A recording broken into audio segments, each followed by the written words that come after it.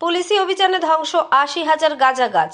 ৮০,০০০ গাঁজা গাছ ধ্বংস করল বিশ্রামগঞ্জ থানার পুলিশ এবং 7 ব্যাটালিয়নের টিএসআর বাহিনী। শুক্রবার দিন সকাল 11টা থেকে শুরু হয় অভিযান, শেষ হয় বিকেল 3টায়।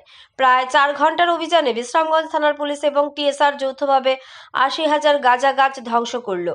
চরিলাম ব্লকের রংমালা ভিলেজের শান্তারাম পাড়া এবং খেংরাই চৌমুহনী এলাকার বন দপ্তরের খাস জমিতে গভীর অরণ্যে গাঁজা চাষিরা বিশাল পরিমাণ জায়গা নিয়ে গাঁজা বাগান চাষ করছিল।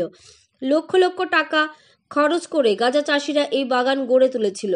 এখনো পরিপূর্ণ হয়নি গাঁজা গাছগুলো। প্রায় 17টি জায়গায় অভিযান চালিয়ে ৮০,০০০ গাঁজা গাছ ধ্বংস করে বিশ্রামগঞ্জ থানার পুলিশ এবং টিএসআর, যার আনুমানিক বাজার মূল্য কয়েক লক্ষাধিক টাকা হবে বলে জানিয়েছে বিশ্রামগঞ্জ থানার পুলিশ। তবে থানায় এবং রংমালা এলাকায় কান পাতলেই শোনা যায় এই এলাকার গাঁজা চাষিরা বিশ্রামগঞ্জ থানার পুলিশকে কমিশন পাঠায়নি, যার ফলে তারা অভিযানে গিয়ে ধ্বংস করে দেয় গাঁজা চাষিদের গাঁজা বাগানগুলো। বিশ্রামগঞ্জ থানার পার্বত্য এলাকাগুলোতে লক্ষ লক্ষ নয় কোটি কোটি টাকার গাঁজা চাষ হয়। বিশ্রামগঞ্জ থানার পুলিশ গাঁজা কারবারি এবং গাঁজা চাষিদের রেট ফিক্সড করে দিয়েছে। প্রতি গাঁজা গাছ পিছু 10 টাকা কমিশন দিতে হবে পুলিশকে।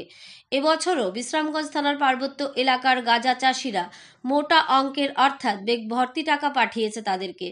বিশ্রামগঞ্জ থানায় রংমালা এলাকায় কয়েকজন গাঁজা চাষি বিশ্রামগঞ্জ থানার টাকা পাঠায়নি, যার ফলে শুক্রবার দিন অভিযানে গিয়ে সমস্ত গাঁজা গাছ ধ্বংস করে দেয় বিশ্রামগঞ্জ থানার পুলিশ। এমনটাই অভিযোগ শান্তারাম পাড়া এলাকার এবং খেংরাই চৌমুহনী এলাকার কয়েকজন গাঁজা চাষির। গত বছরও বিশ্রামগঞ্জ থানার পুলিশ গাঁজা কারবারি এবং গাঁজা চাষিদের কাছ থেকে 20 লক্ষ টাকার ওপরে কমিশন আদায় করেছে বলে থানার এক পুলিশ অফিসার গোপনে সংবাদ মাধ্যমকে জানিয়েছে। ব্যুরো রিপোর্ট, আরি, ধর্মনগর।